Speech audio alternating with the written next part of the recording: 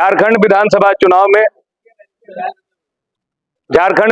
चुनाव में 4 दल इंडिया अलायंस का हिस्सा है, जिसमें झारखंड मुक्ति मोर्चा, भारतीय राष्ट्रीय कांग्रेस, राष्ट्रीय जनता दल और भाकपा माले।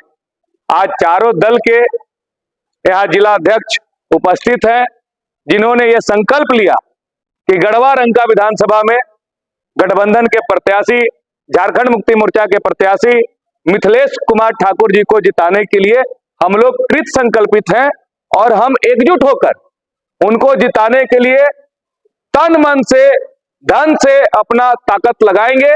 और जैसा गढ़वा में विकास हुआ है, अगला 5 साल उनको और गढ़वा का कायाकल्प करने का मौका देने के लिए, सदन भेजने के लिए हम लोग संकल्पित है। हम लोग इसके लिए मेहनत करेंगे। राष्ट्रीय जनता दल इंडिया गठबंधन के साथ है और हम लोग देश स्तर पे इंडिया गठबंधन निर्माण आदरणीय लालू प्रसाद यादव जी ने किया था और उसी को हम लोग कर्तव्य अपना निभाएंगे। यहाँ पे इस 5 वर्षों के शासनकाल में जिस तरह से इंडिया महागठबंधन के द्वारा गढ़वा विधानसभा सहित पूरे राज्य का जिस तरह से कायाकल्प किया गया है, एक एक समाज, एक एक वर्ग के लोगों के लिए जो काम किया गया है, और खास तौर से गढ़वा विधानसभा में जिस तरह की विकास की गंगा बही है, उसके साथ पूरे आम आवाम और तमाम महागठबंधन के सभी साथीगण एकजुट हैं और यहाँ से जिताने के लिए संकल्पित।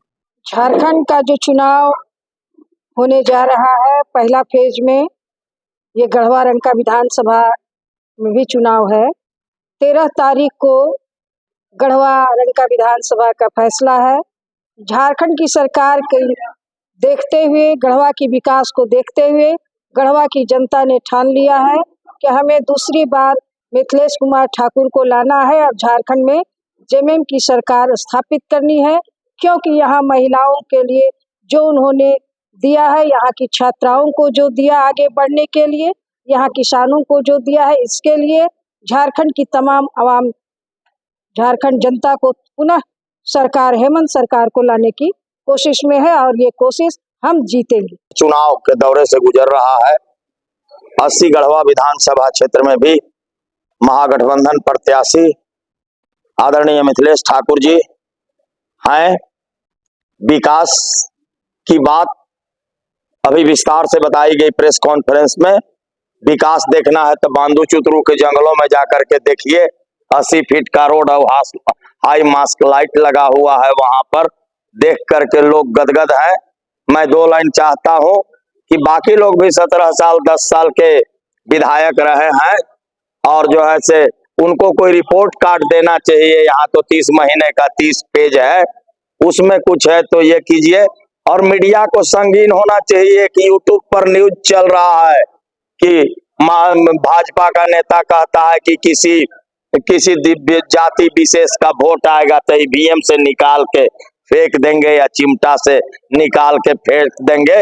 इसी के लिए राहुल गांधी कहता है कि संविधान खतरे में है और संविधान लेके राहुल जी टहलते हैं।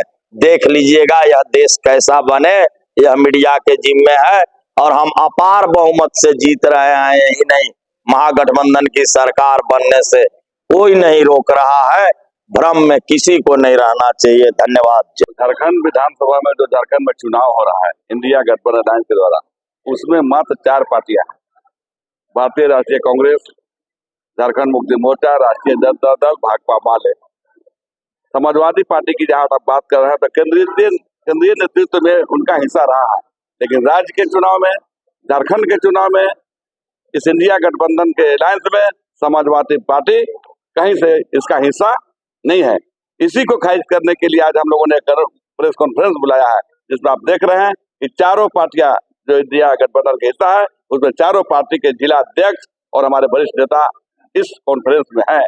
अब आपको कहीं से यह शक पैदा नहीं होना चाहिए कि समाजवादी पार्टी भी कहीं से इंडिया गठबंधन अलायंस में शामिल है। झारखंड चुनाव में भाजपा अपने कुकृतियों की जाल में खुद को फंस गई। आपने देखा कि ये सोच रहे थे कि हम झारखंड के मुख्यमंत्री को जेल में ईडी सीबीआई न्यायालय के जाल में फंसा करके झारखंडी हित पर हमला करेंगे। पूरे झारखंड की जनता और ही आक्रोश में हो गई और ये अब बार ठान ली है कि हमें झारखंड की हिफाजत करना है, गढ़वा के विकास को देख करके लोगों में पूरा उल्लास है। पूरे लोगों के मन में है कि गढ़वा थोड़ा और आगे बढ़े, इसलिए दोबारा यहाँ इंडिया गठबंधन के प्रत्याशी मिथिलेश ठाकुर भारी मतों से जीतने जा रहे हैं और झारखंड में भी हेमंत जी की सरकार दोबारा बनने जा रही है।